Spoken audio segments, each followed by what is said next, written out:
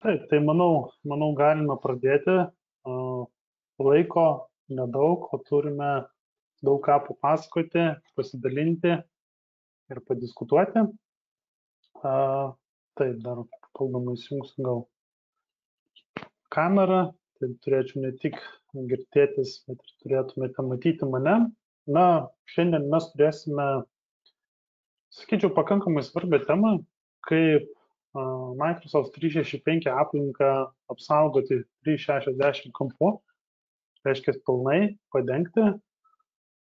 Šiandien webinarą vesiu ne vienas su kolega Luku, kuris tikrai turi nemažą patirtį 365 aplinkoje, kalbant tiek apie saugumo sprendimą, tiek iš saugumo pusės, kiek incidentų tyrėme, tai tos patirties Lukas turi daug. Visus dalyvius kviečiu uždavinėti klausimus, nesvarbu kuriuo metu, pasistengsime aišku atsakyti iš karto, jeigu ne iš karto, tai susieksime atskirai su jumis. Taigi galime pradėti. Tai pradėsiu, kaip visą laiką, standartiškai ir kas yra problematiška su pačia 365 aplinka. Duomenų saugumas, aš atsimenu, kai buvo 2015 metai, kai dar mes daug naudojame on-premise, taip vadinamų sistemų, ir daug kas bijojo apskritai migruoti, nekalbu apie 365, bet kalbu apskritai apie cloud platformas, kurios šiandien jau tampa, sakyčiau, įprasta praktika. Ir labai daug kas bijojo būtent konkrečiai dėl duomenų nutekėjimo, kad jeigu duomenys cloud'e, tai jie gali nutekėti. Šiandien mes turime kitų klausimų iš klientų, iš partnerių. Tai kaip užkardyti duomenų nutekėjimą 365 aplinkoje. Reiškia, kokių priemonių galima imtis, galbūt politikų nustatymų ir panašiai. Tai ta problematika išlieka. Duomenų saugumas arba jautrių duomenų saugumas, intelektinės kažkokios nuosavybės, kaip matyti, reiškia, viską 365 aplinkoje. Dažnas adminas, jeigu administratorius yra vienas ant kokių 200-300 kompiuterių, tai dažnai jam tenka labai daug iššūkių ir tie iššūkiai yra glaudžiai susiję su automatizacija, ir žinoma žmogiškųjų išteklių, reiškia, nebuvimas. Tai visi adminai, man atrodo, mėgsta, kai viskas yra automatizuota ir daroma, visi procesai užsukti, jie veikia, sukonfigūruoti ir jo bereikalo netrukdo jo darbo, taip sutaupo pats IT administratorius daugybę laiko ir reiškia, išlieka kaip problematika. Toliau, kibernetinės grėsmės, tai turbūt viena aktualiausių temų, įskaitant tiek automatizuotą kodą, tiek rankinį kenkėjišką kodą, kuris gali būti paleistas 365 aplinkoje. Toliau yra atsarginės kopijos. Dauguma žinote, kad Microsoft limituoja atsarginių kopijų darymą ir labai svarbu paminėti, kad tas poreikis visgi tas atsarginės kopijas kaupti, reiškia, kiek mes galime, kiek mes manome galima jų prireikti. Nekalbu vien apie pašto dėžutę, kalbu apie, reiškia, visą 365 aplinką, skaitant ir failus. Pavyzdžiui, vartotojas ištrina kažką, tada reikėjo sugrąžinti, ar ne, tokie veiksmai, arba vieno vartotojo pašto, arba visą 365 paskyrą prikabinti kitam vartotojui, tai tokių iššūkių IT administratoriai turi. Šiandien pamėginsime papasakoti apie sprendimus, kurie gali čia pagelbėti. Kalbant apie migravimą, matome, kad 2018, čia kalbame konkrečiai apie Microsoft platformą 365, pats migravimas, sakyčiau, 2018 jau tas pikas prasidėjo, nes jeigu kalbėtume apie dar anksčiau, tai būtų vėl kitaip, bet milijonais migruoja ir stebint iš mūsų perspektyvos, kaip distributoriaus, tai tas migravimas tiek valstybinėse, tiek privačiuose sektoriuose yra gan gausus, įskaitant mokyklas, ligoninės, sakyčiau, Dabar jau tai, kaip ir minėjau, yra įprasta praktika ir šiai dienai mes pilnu tempu, reiškia, migruojame į cloudą, pamatėme, kad cloudas, reiškia, suteikia tą norimą prieinamumą, nes vėlgi tai irgi buvo vienas iš klausimų, aš atsimenu, kad ar 100% visada bus, reiškia, aišku, žinoma, būna trikdžių įvairių, reiškia, nustoja veikti gal minutėliai, gal 2, tačiau tai yra daug patogiau, negu užsidega, pavyzdžiui, mūsų serverinė arba nutrūksta pats veikimas, reiškia, mūsų serverinės darbas. Tai tikimybė yra daug didesnė, jog mūsų serverinė kažkas nutiks ir tas laikas darbas trumpėja. Tai debesija įrodė, kad iš tikrųjų ją verta pasitikėti, tai tą daro ir vartotojai, tą daro įmonės, privatus sektorius, reiškia, keliauja ryžtingai toliau į debesijos platformas. Nekalbu vieną apie 365, bet kalbu ir trečiasias šalis, ar tai būtų saugumo sprendimai, ar tai būtų kažkokių funkcijų sprendimai, kurie gali suteikti kažką debesyje, tą jie ir daro šiai dienai. Todėl egzistuoja visada pasirinkimas tarp on-prem ir cloudinės platformos. Grėsmės. Tai, Lukai, gal gali trumpai apžvelgti, ką mes turėjome už praeitus metus, ne? Ir, įprastai tariant, turbūt tas, kaip pokytis, sakyčiau, šiais metais ir praeitais metais, ar pastebim kažkokių tendencijų ar ne, kviečiu pasidalinti. Taip, tai sveiki. Ir tas pokytis visada svyruoja tarp pažeidžiamumų sistemų išnaudojimas ir būtent paties phishingo. Tai ką tai reiškia, kad phishingo laiškai, tie laiškai, suklastoti laiškai, kurie nukreipia netikrus puslapius, kur atiduodame prisijungimus savo, arba banko prisijungimus, arba prie paskyrų, vis tiek dominuoja, nes kiek matome ir statistiką, kad 90% grėsmių patenka per paštą, nes žmogus kartais būna silpnoji grandis ir turint geriausias apsaugas, vis tiek, jeigu jis pats atiduoda visus prisijungimus, visą informaciją, tai taip ir vyksta. Tai pirmoje vietoje matome HTML phishing, tai reiškia, jis yra pridedamas prisegtukas, ant kurio paspaudus mus nukreipia į suklastotą puslapį, kuris atrodo identiškai kaip kažkuri naudojama sistema. O daugiau yra kiti pažeidžiamumai, pavyzdys antroje vietoje yra irgi prisegtukas, kuris naudojamas Microsoft Office paketo pažeidžiamumas ir gali perimti jūsų kompiuterio valdymą. Na ir kiti, tai PDF prisegtukai, suklastoti dokumentai, doc fraud ir taip toliau. Tai daugelis yra phishingas ir bando taip vartotojus sužvejoti. Gediminai? Bent jau aš tai tokią tendenciją matau, kad šioje vietoje niekas per daug ir nesikeičia. Lyginant pavyzdys nuo 20 metų ir 23 metais ta tendencija išlieka tokia pat, tai reiškia, bandoma, ne veltui phishinime dažniausiai yra naudojamas Microsoft template'as 365, kad vartotoją apgautų. Tai mes tą tendenciją matom panašią, tai yra prisegtukai, PDF-ai. Jeigu pasigilinti šiek tiek procentaliai, kaip atrodo prisegtukai, tai populiariausia išlieka skriptai. Skriptai gali būti implementuoti kažkur, prikabinti exekai, bet matome, kad skriptai sudaro 53%. Skriptai mėgsta išnaudoti taip vadinamus tuos pažeidžiamumus. Jeigu yra kažkokia pažeidžiama programinė įranga, tai skriptai tą ir išnaudoja. Exekai gali būti kartu ir archyve, jie paslėpti. Gali būti paslėptas, reiškia, skriptas ir PDF faile, bet matome tą įsidėliojimą skriptai, exekai, įdomieji failai, PDF-ai, įvairūs Office patys dokumentai, archyvai. Archyvai tebe išlieka labai efektyvūs dėl savo galimybės blokuoti nuskanavimą, kai yra uždėtas slaptažodis.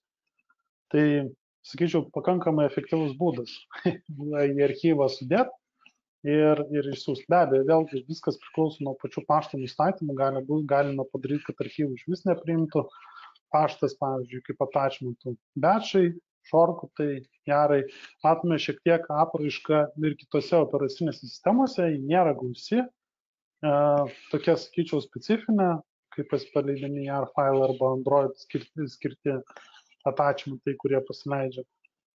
Tai turim tokius plėtimus. Populiariausi kenkėjiškų prisegtukų pavadinimai, tai iš tikrųjų, kai yra siuntinėjami kažkokie laiškai, tai laviruoja, reiškia, įvairių pavadinimų Microsoft Office dokumentai. Mes negalėjome skirti pačio populiariausio Office dokumento, tačiau dažnai būna kryptingi. Jeigu tai yra kažkokia įmonė, tai būna susijęs pavadinimas sąskaita, matome, kad ir šioje vietoje jau mes turime konkretų pavadinimą, kaip atrodo. Lukai, gal pakomentuosi tada čia. Ypač pavadinimas susijęs, kaip ir minėjo Gediminas, su įmonės pavadinimu arba su darbuotoju, jeigu jiems pavyksta rasti, kokie darbuotojai dirba pasinaudojant LinkedIn ir panašiai. Na ir žinoma, mokėjimas, sąskaita, uždelstas mokėjimas būna kažkoks tai muitas ir panašiai, va tokie būna mokėjimai.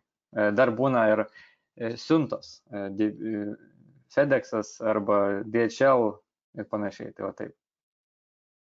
Reiškia, bando per vieną ar kitą pusę apgauti. Šiaip aš, kadangi teko daryti webinarą apie senus trojanus, tai čia gal, sakyčiau, jau 20 metų, daugiau negu 20 metų besitęsianti tradicija yra, reiškia, už pavadinimą failų suteikti pdf.exe. Aš atsimenu, ant Windows 2000 ar ant kažkokios senesnės operacinės sistemos buvo galimybė netgi tą plėtinį paslėpti. Tai žmogus galvoja, kad visiškai atsisiunčia PDF arba Wordinį dokumentą, tačiau šiai dienai taip nepavyksta ir tas visas plėtinys irgi matosi kartu. Bet jeigu vartotojas skuba, per skubėjimą galima paspausti, kaip ir čia, swift.cpg.exe. Pagrindiniai Microsoft Office 365 saugumo rizikos pagal IT, tai labai paprastai, ką pradžioje ir sakiau, tai yra jautrių duomenų tekėjimai iš TBSIOS, iš 365 privilegijų išnaudojimas. Tai kai mes kažkokiai aplikacijai, reiškia, suteikiam privilegijas ir jinai turi kažkokias teisės kažką daryti. Tai viena iš tų baimių IT ir kredencialų vagystė, tai phishinimo laiškus, man atrodo, kad mūsų klausytojai turbūt matė tų pavyzdžių ne vieną, gal net ir patys yra gavę. Tai tikrai populiari phishinimo schema, naudojant prisidengiant Microsoft 365 šabloną. Taigi dabar norėčiau pristatyti, dar vis norėčiau priminti, kad galite užduoti savo klausimus, iš karto pamėginsime atsakyti. Ir norime prieiti prie pirmo sprendimo, kuris yra paprastas, bet vienas efektyviausių, kalbant apie kenkėjiško kodo veikimą 365 aplinkoje, įskaitant, reiškia, ir paštą, ir Exchange'ą, ir SharePoint'ą, ir Teams'us, tai visas tas aplikacijas pagrindinės šis produktas nuskaito. Kaip pristatinėjau ECOS trumpinys, Asset Cloud Office Security, tai labai paprasta atsakyti, kas tai yra. Tai yra, paprastai tariant, saugumo sprendimas 365 aplinkai. Jisai turi tuos pačius sluoksnius, anti-spamą, anti-phishingą, anti-malware ir cloudinį sandboxą, kurio pagalba mes galime aptikti niekur nematytą kenkėjišką kodą, kuris yra nulinės dienos. Ir mums grąžina ataskaitą, kas tai per kenkėjiškas kodas ir ką jis veikia. Ir apsaugo visą pačią aplinką. Įskaitant ir brukalo laiškus, ar ne, tą patį spam, sukčiavimą apsimetant, phishinimą, kenkėjiškų programų, galbūt kurios nori kažkokių privilegijų, tai jas gali identifikuoti. Jeigu bando perimti kažkokį valdymą, ar ne, vėlgi atitinkamai 365 aplinkoje. Pats veikimo principas man patinka, nes Microsoft debesyje leidžia naudoti ne vieną saugumo sprendimą, jį galima sluoksniuoti. Dažnai klientas sako, taigi Microsoft apsauga veikia ir jinai kuo puikiausiai nufiltruoja. Mes, reiškia, galime patikrinti, ar Microsoftas iš tikrųjų nufiltruoja, dėl to, kad prijungus Asset Cloud Office Security, Microsoft apsauga jinai nėra išjungiama, o jinai yra papildoma Asset Cloud Office Security.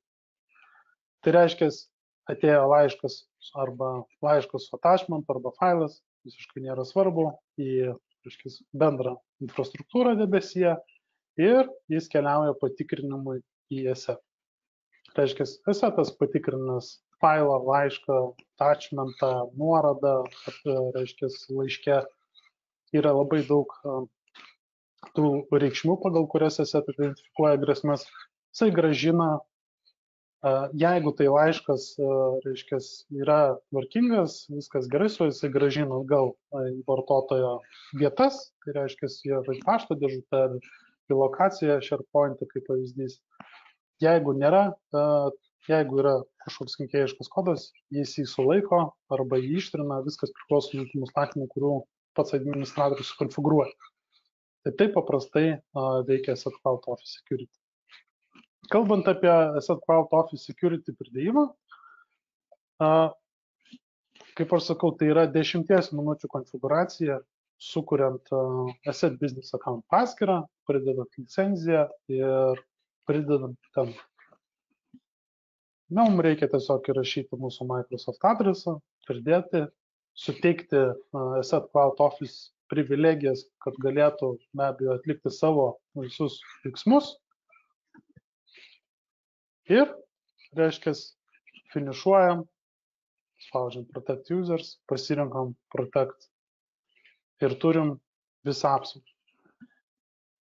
Šios nuotraukos yra nuasmenintos, tai yra ne gamintojo sugeneruotas, o mūsų, kaip pats produktas veikia ir mes matome iš karto dashboardą, Exchange Online, kaip vyksta pats skenavimas, kiek laiškų yra nuskanuota, kokie iš jų yra aptikti kaip spamas, kurie iš jų aptikti su kenkėjišku turiniu, phishingo, reiškia, laiškai.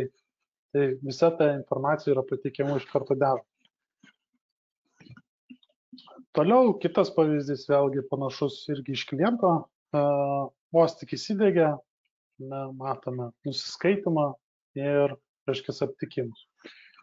Matome šiek tiek didesnį skaičių, vėlgi viskas priklauso, koks jūsų paštas, kaip jisai prieinamas iš išorės ir panašiai, reiškia, daug faktorių žaidžia ir taip tie laiškai yra, reiškia, nuskanuojami ir atpažįstami. Acronis Cyber Protect Cloud. Galite jūs pasidalinti irgi kažkokią praktiką, jeigu turite, jeigu saugote 365 aplinką, bekupuojate ją. Tačiau aš norėčiau pristatyti Acronis Cyber Protect Cloud, kadangi pati apsauga yra labai paprasta. Priminsiu, kad Acronis yra jau daugiau nei 20 metų turintis patirties bekupavimo sprendimuose. Ir bekupuoti su Acronis galite faktiškai bet ką. Ar tai būtų Linuxas, Macas, telefonas, virtualios aplinkos, hipervizorių konfiguracijos, Google Workspaces, Microsoft 365 visos aplinkos, debesyje veikiantys serveriai. Tai Acronis iš tikrųjų čia yra stiprus. Kalbant apie Acronis Microsoft 365 atsarginės kopijas, viskas labai paprasta. Mums tai reikia prijungti 365, atsiranda galimybė sukurti planą ir jį pritaikyti mūsų aplinkai. Ir čia mes turėsime galimybę rinktis, ką konkrečiai bekupuoti. Ar dėžutės, ar OneDrive, ar SharePoint saitus, Google Drive, Microsoft Teams. Ir galėsime, bekupuojama yra vieną kartą per dieną ir yra laikoma tiek, kiek jūs patys ir pageidausite. Tai yra pagal jūsų nustatymą. Ir aišku, be abejo, yra galimybė užšifruoti dar debesijoje esantį backupą, užšifruoti, kad jis nebūtų prieinamas taip laisvai, net jeigu jūs ir prisijungėte prie savo debesijos, pavyzdžiui, aplinkos backupavimo konsolę. Taip. Lukai, jeigu turi kažką papildyti, sakyk. Žinoma, aš tik nespėjau šokti nuo vietoj, nieko tokio. Tai jo, labai paprastai, kodėl reikalingos šito kopijos 365, tai būna irgi incidento metu, kai darbuotojas gali išsiųsti kažkokius laiškus, ištrinti juos paskui kaip įrodymus, kad buvo kažką daręs. Ir taip pat iš šiukšliadėžių netyčia ištrina laiškus ir paskui sugalvoja, kad jau reikia tą laišką atgal ir nėra kaip atkurti. Tai tokie sprendimai ir užtikrina tiek galima ir OneDrive'ą backupuotis, ir paštą, ir suarchyvuotus laiškus. Tai jeigu norite ilgiau pasaugoti nei pats gamintojas, galima su trečiųjų šalių sprendimais labai paprastai. Taip. Ja, čia gerai pastebėta. Aš dabar neatsiminsiu, bet man atrodo, Microsoft suteikė archyvinių kopijų saugojimą apie mėnesį. Aš nežinau, man atrodo, kažkas tokio turėtų būti. Taip. Keliaukime prie SafetyK1 sprendimo. SafetyK1 sprendimas yra skirtas, reiškia, duomenų apsaugai iš duomenų tekėjimo pusės. Tai SafetyK pagrindinės yra dvi funkcijos. Jeigu taip išskiriame labai bendrai, tai yra auditas, kuris suteikia mums visą informaciją apie duomenų judėjimą, kokie duomenys, kur juda, iš kokio resurso, į kur buvo įkelta, reiškia, ar tai būtų programinės įrangos išėjimas kažkoks, arba iš NASO, ar ne, šiaip dažnai NASA saugo. Na, įskaitant ir 365 matomumas, reiškia, kokie vartotojai, reiškia, dalinosi failais, kokiais failais. Tai tą ir atvaizduoja auditas. Ir toliau jau seka kontrolė. Tai kontrolė, reiškia, kai mes galime kontroliuoti, kaip tie duomenys gali judėti. Ne?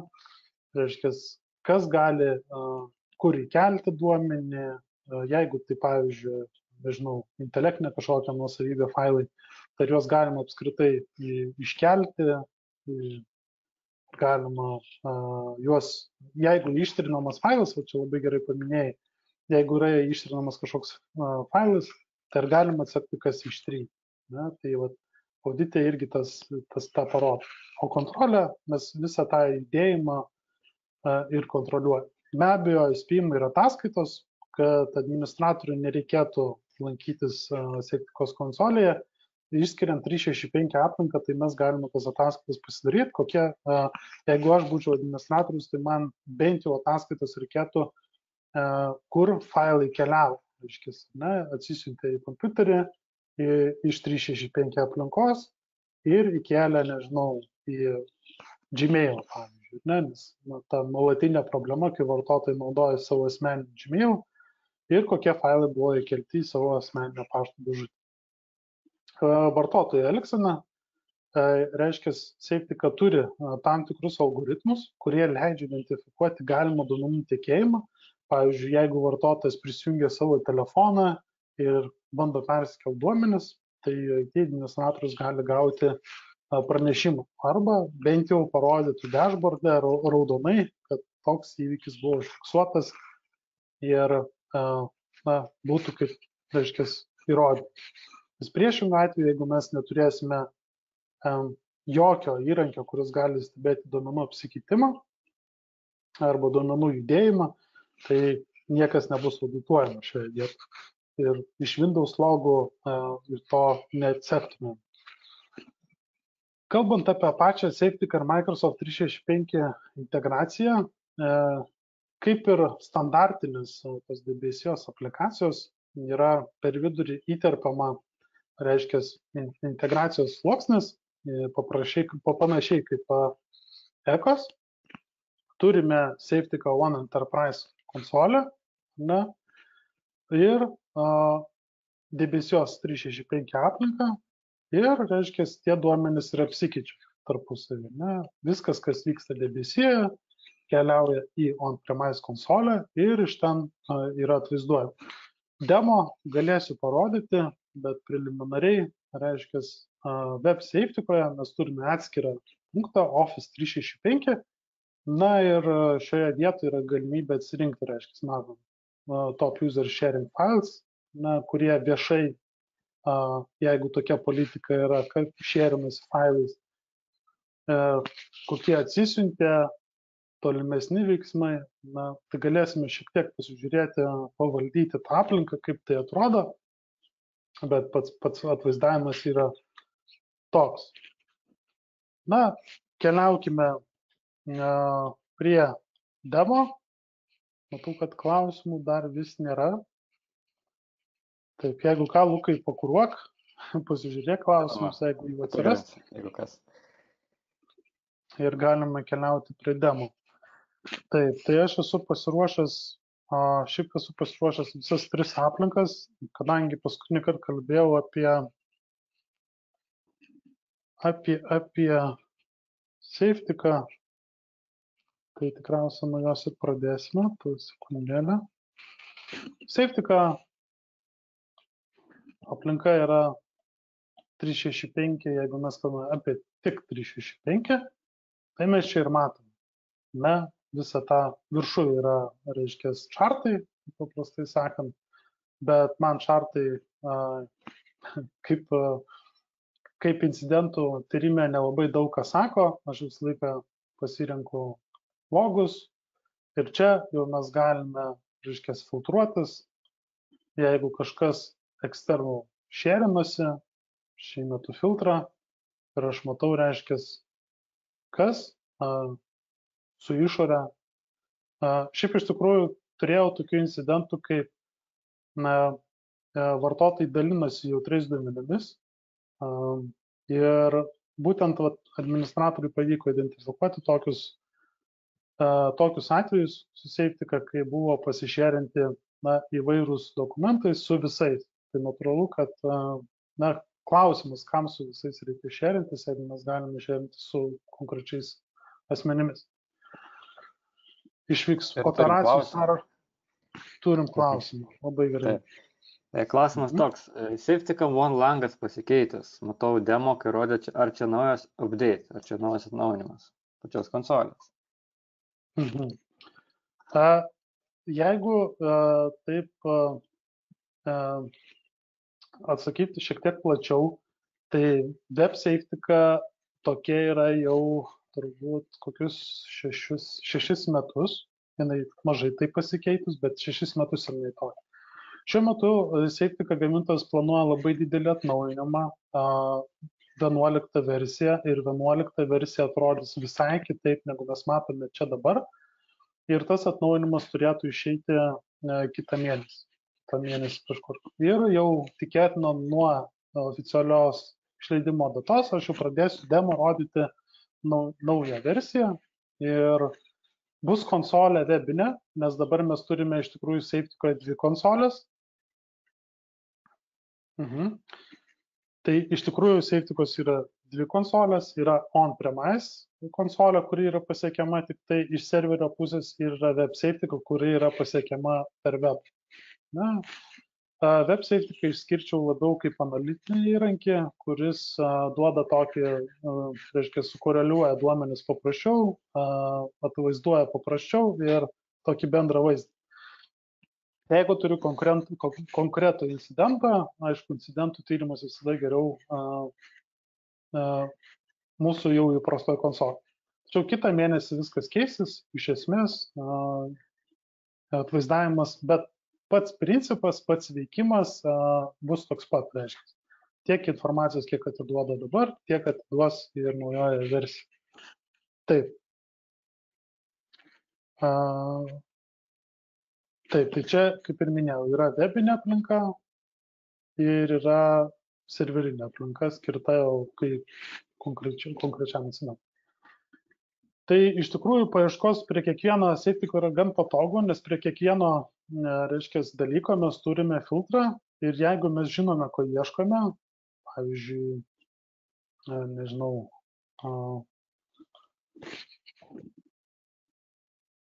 pabandom paieškoti asmens, ne, kol kas 365 aplinkoje to nėra. Bet pats principas reiškia, jeigu tais filtrais mes galime naudotis ir be abejo aš galiu, jeigu noriu, man paprasčiau, pavyzdžiui, dirbti su Exceliu arba, nežinau, kitom teksto redagavimo programom, aš galiu tiesiog atsidaryti ir aišku, čia jau pradėti filtruotis, bendrai paėmus ar ne operacijos, čia kai kurie inžinieriai taip mėgsta, mes aišku visą statusą matysim ir čia kaip pavyzdys tokią ataskaitą mes galime gauti kiekvieną mėnesį ir ją konfigūruotisime. Jeigu mums kažko nereikia arba reikia papildomai, yra galimybė prisidėti šios filtrus. Tai taip atrodo 365. Kalbant apie akroninį sprendimą, tai prisijungus prie akroninės konsolės, be abejo, tai yra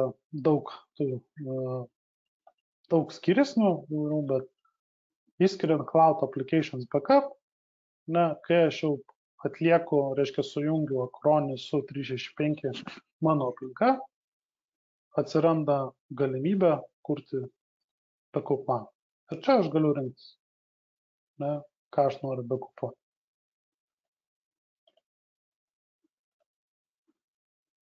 Galiu backupuoti, galiu pasirinkti ir pačius įrenginius, jeigu yra, bet, reiškia, aš pasiėmiau visą aplinką, kiek laiko mes saugom, ar archyvuojam pašto dėžutės, encryption įjungimas. Iš tikrųjų, tas pats valdymas yra gan paprastas. Ir jeigu aš tą backupą pasidarau, kas kažkiek laiko, tas backupas atsiranda backup storage, ir Cloud Applications backups, atsiduria, matome, nedaug aš demo aplinkoje turiu, ir atsiduria, pavyzdžiui, Luko pašto dėžutė. Taip, iš akroninės labai paprastai. Turim dar klausimų porą jau. Susijęs su Cloud Office Security, tai aš turiu sakysiu. Tai klausimas, esi Cloud Office Security licencijuojasi kiekvienas vartotojas, kaip tada saugomi SharePoint sites, Teams, Guest users, kaip licencijuojasi irgi. Tai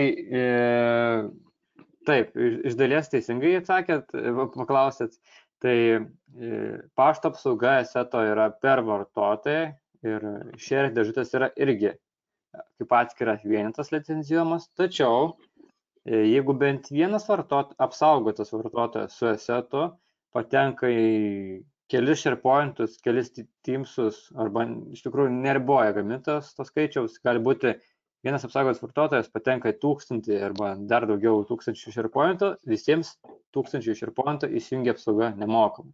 Tai yra per vartotoją licencijuojamo SharePointai, kiek SharePointų priskirti tam vartotojui, jie nemokamai apsisaugo. Ir toks yra triukas, kur gamintojas duoda. Tas pats su Teamsais, su Teamsų grupėmis irgi taip pat. Ir su Guest irgi taip pat su dėžutėm irgi per vartotoją. Dar vienas klausimas, ar šiam sprendimui reikia kažkokių papildomų Microsoft licencijų? Dabar turime E3. Tai palaikome visi planai nuo pačių bazinių, iki pačių brangiausių yra Enterprise'ų. Tai nereikia kažkokio ypatingo plano nei šitam akroninio sprendimui, nei Asseto sprendimui. Visiškai teisingai. Nereikia kažkokių papildomų pirktis Microsoft ar papildomų planų. Tai taip atrodo akroninis backupas. Iš tikrųjų, čia nelabai ką, aš kaip sakau, ne veltui yra atsisakinėjama, reiškia, on-premise sprendimų, nes cloud'o nereikia managint, nereikia diegti, atnaujinti, laikyti tų serverių, nes tai papildomas galvos skausmas šiai dienai. Ir iš akroninės pusės mes tą ir matome, kad susikonfigūruojame prijungimo planą ir turime backup. Viskas, ko reikia. Cloud Office Security. Tai prijungsiu tik tai. Taip. Šiek tiek parodysiu iš Cloud Office Security pusės, kaip atrodo.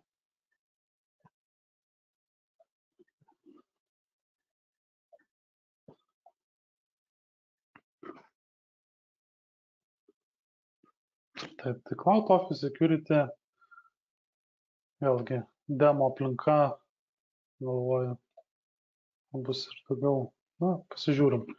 Cloud Office Security, kai mes atliekame prijungimą, users dalyje atsiranda mūsų tenantai, reiškia, šiuo atveju turim porą.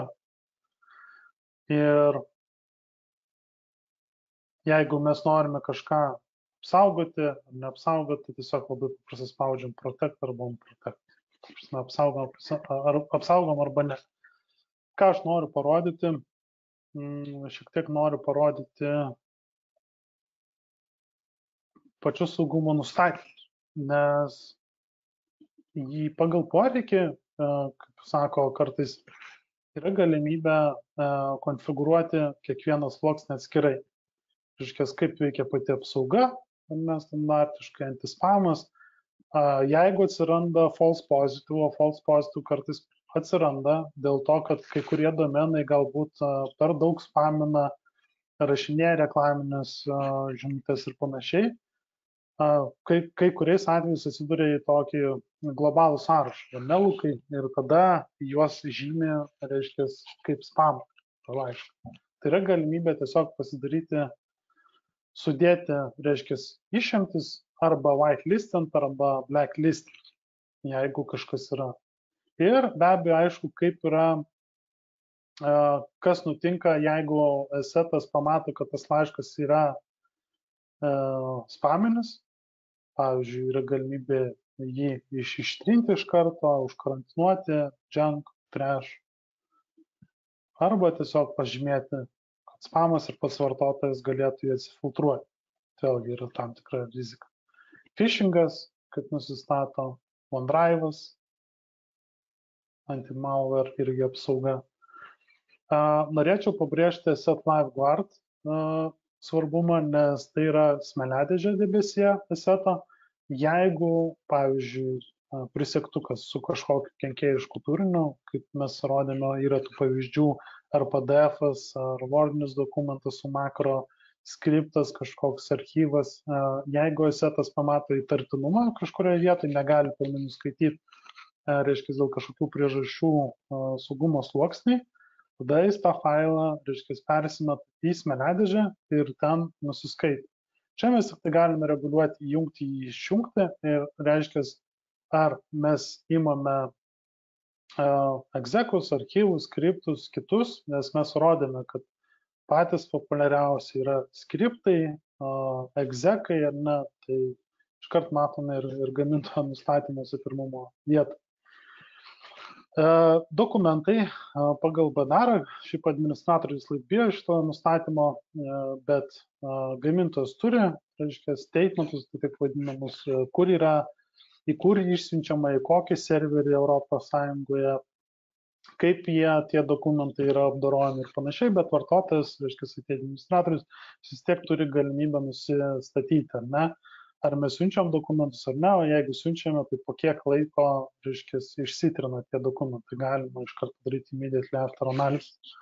Nes dėl to ir kenkėjai vis naudoja tą pačią schemą, tai yra Wordiniai dokumentai, kuriuose implementuotas kažkoks kodas. Su payloadu, paduoda. Tai yra, tokie yra ekos nustatymai, ir juos nustačius, prisitaikyti taip vadinamos asset politikos, reiškia, kaip yra apsaugomi, ir, reiškia, rodoma jau tada visą tą dashboard informaciją. LifeGuardas, jeigu kažką aptiko, submitted files patikrino 16, vėlgi, čia yra iš mano testinės aplinkos, SharePoint nieko mes nelaikome, bet yra, reiškia, tiek. Tai judame prie pabaigos, žiūriu, kad laikas beveik išsisėmė, raginu pateikti klausimus.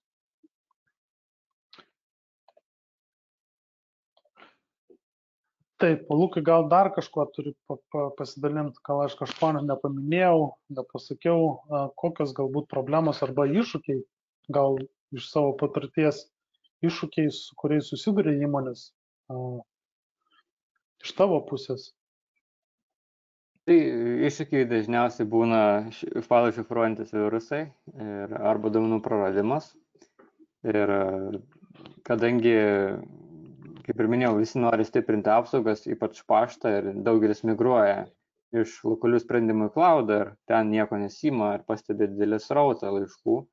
Tai ieško sprendimą. Tai vienas iš sprendimų, kaip ir parodėm, Asset Cloud Security. Ir jeigu galvojate apie tokį sprendimą, galite parašyti mums, nurodytus paštus, arba man, arba Gediminui, ir mes galim duoti nemokamą bandomą licenciją. Ir galite tiesiog nieko tai nekainuos jums išsibandyti patys ir patikrinti, kiek nufiltruoja mūsų sprendimas, papildomai prie jūsų esamo. Ir mūsų sprendimas, pavyzdys pašto, tas sprendimas, Ecosas, niekaip nesipeša su jūsų esama antivirusinė, tai kompiuteris gali būti visai kitas saugumo sprendimas, o pašto apsauga gali būti ir mūsų naudojimas. Tai toks patogumas irgi. Jo, aš dar pridėsiu, kad Ecosas nereikalauja jokio diegimo, jisai reikalauja tik apsijungimo su 365 aplinka jūsų turima ir patys aptikimai iš karto pradės važiuoti, skenavimai irgi pradės važiuoti, niekaip neįtakoja to darbo, tai yra nesulėtina jokių siuntimų, nieko, tiesiog tas sprendimas, kaip ir minėjau, pradžioje tai yra vienas paprasčiausių, bet vienas efektyviausių mūsų sprendimų. Reiškia, Ecos apsauga, kuri, reiškia, gali apsaugoti 365 aplinkas. Na, o klausimų aš daugiau nematau. Dar kartą pasižiūriu. Taip. Aš irgi nematau. Papildomą. Ja, tai nematau, kad... Aha. DLP kaina klausimas. Kokia DLP kaina? DLP kaina labai varijuoja, nes yra 3 licenzijų tipai. Yra, reiškia, Discovery, kurį mes galime ieškoti, bet taip, jeigu taip grubiai žiūrėt, prasideda nuo 20 eurų berods arba vietai metams, jeigu aš gerai atsimenu. Kažkas tokio. Aišku, labai varijuoja ir kiek darbo vietų yra, kokia licenzija, tai galėsiu tik tai susiekti mūsų vadybą, galbūt susieks su jumis atskirai ir galės informuoti, nes yra kelių tipų licenzijos priklausomai nuo darbo vietų skaičiaus ir kiek kuriam laikotarpiu yra perkamas licencijos.